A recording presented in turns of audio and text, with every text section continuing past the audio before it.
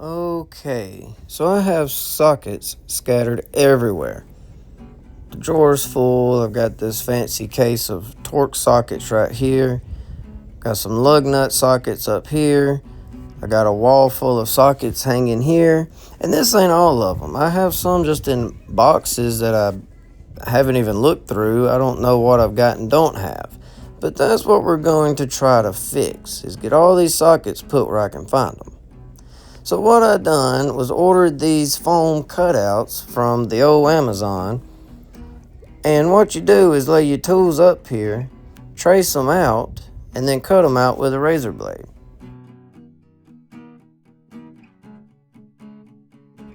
After getting everything out of the drawers, I'm going to take the little foam pieces and stick in here. They're not exactly the right size, so I need to cut them to fit.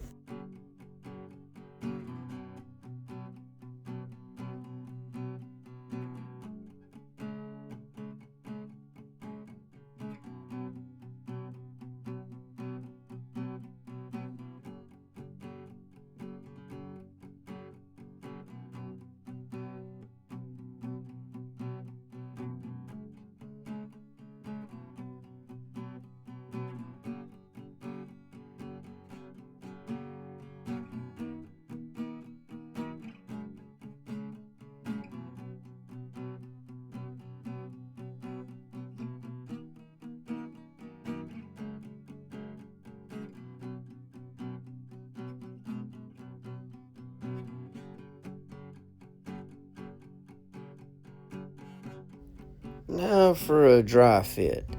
The good news is if you cut them a little too big, it's foam. You can just kind of cram it in there. But I think that's what you want after all. That way they'll stay in place and kind of be snug and won't move around as you open and close the drawer. In this case, they worked out perfect.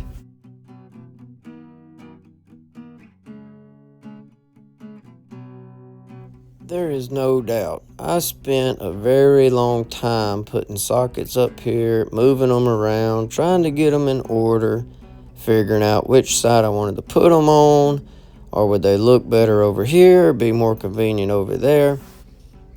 But I spent a long time on this because in my mind I had this short-term loss, long-term gain kind of idea. Yeah, I might spend a few hours doing this, but hopefully 10 years from now, at the time it's going to save me when I just open the drawer and go, oh, there's the 1/2 inch right there. Or, oh, there's the 3/8 right there. I don't have to prowl around and look for it. It should be exactly where I left it. Until the kids come out there and get it and make some kind of lead weight for their fishing poles or something. But it should be right there. And the other thing is if it's not there, you'll be able to see it. You'll know it's missing, so you won't spend any time looking for it. You'll know to go get one from somewhere else. You won't be digging around through the drawer looking for something that ain't there.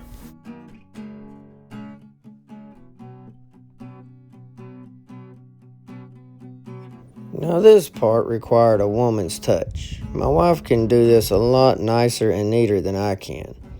But when she'd get through tracing all the sockets on the first row, I would measure up a 1/2 inch above the tallest socket and draw a straight line for the second row.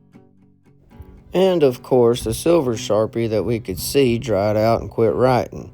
And the only other one I had is this blue one. Can't see it as good, but we just have to make do with what we got. Now it's time to start cutting it out. I set the depth on my razor blade and go through here and start trimming these things out. Just gonna do one right now. And after we decide how we're gonna do this, we take them in the house where it's air conditioned to cut out the rest.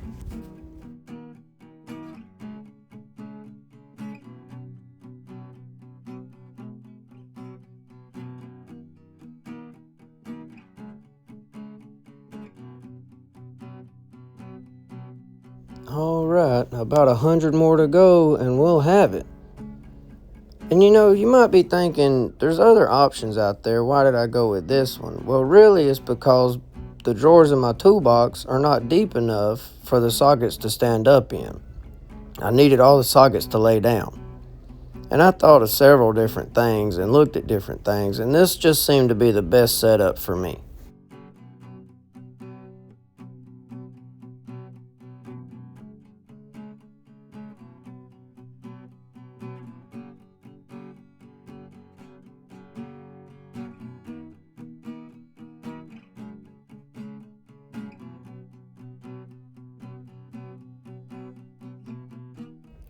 This reminds me of being in a delivery room holding a newborn for the first time. I'm going to try my best not to drop it.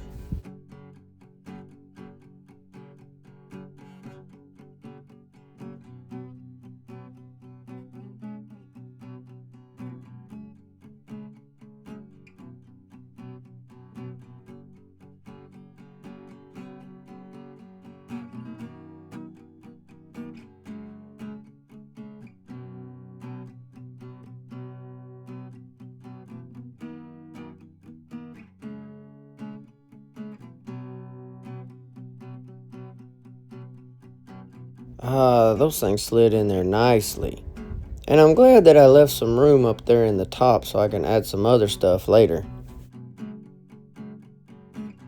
This turned out exactly the way that I wanted it to. I've been using it now for about 10 days and I'm very satisfied with it. I had to go back and cut out the slots with the bigger sockets a little bit deeper so they could snuggle down in there and quit rolling out. But this is exactly what this toolbox needed.